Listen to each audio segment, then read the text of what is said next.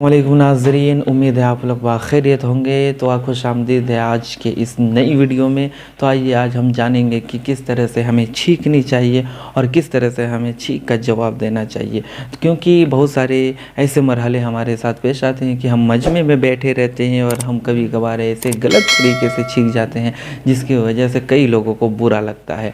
और कोई अगर छींके तो उसके जवाब में हमें क्या बोलना है, क्या बताना है, उस बारे में आज हम जानते हैं और हम लोग इस बारे में आज इस्लाह करने की कोशिश करेंगे इंशाल्लाह। आइए हम आगे जानते हैं। तो आइए नाज़रीन इकराम बात करते हैं कि छींक का जवाब देना वाजिब है, जबकि छींकने वाला अल्हम्दुलिल्लाह कहे और ये जवाब फ़ौरन देना और इतने ज़ोर से देना कि वो सुन ले वाजिब है। यानी कोई शख्स छींके तो हम वो अल्हम्दुलिल्लाह कहे तो हमें उसके जवाब में इतने ज़ोर से कहना है, जवाब देना है ताकि वो छींकने वाला सुन ले। फिर छींकने का जवाब एक मर्तबा वाजिब है, दोबारा छींक आई और उसने अल्हम्दुलिल्लाह बिल आलमीन कहा तो दोबारा वाजिब नहीं बल्कि मुस्तहब है। जिसको छींक आए उसे अल्हम्दुलिल्लाह कहना चाहिए और बेहतर ये है कि अल्हम्दुलिल्लाह बिल आलमीन कहे। जब उसने अल्हम्दुलिल्लाह कहा तो सुनने वाला जो है उसका जवाब देना वाजिब हो गया। और अगर अल्हम्दुलिल्लाह ना कहा तो वाजिब नहीं। एक मजलिस में कई मर्तबा किसी को छींक आई, यानी एक मजलिस में आप बैठे हो और कई मर्तबा किसी को छींक आई तो सिर्फ 3 बार तक जवाब देना है। उसके बाद चाहे जवाब दे चाहे आप जवाब ना दें। तो छींक के वक्त क्या कहें या छींक के वक्त हमें कहना क्या है जब हमें छींक आए तो जिसको छींक आए वो कहे अल्हम्दुलिल्लाह बिल आलमीन या ये कहे अल्हम्दुलिल्लाह अला कुल्ली हाल और उसके जवाब में दूसरा कहे यरहमुकुमुल्लाह।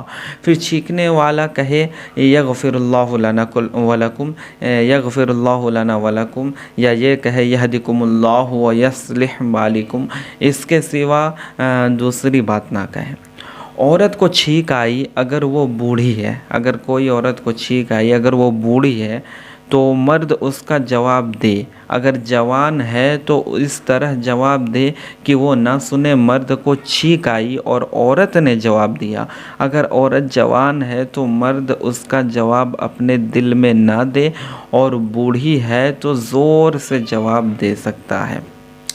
और खुतबा जो होती है उसके वक्त छींक अगर किसी को आए तो सुनने वाला जवाब न दे बल्कि खुतबे की तरफ ही वो अपना तवज्जो रखे।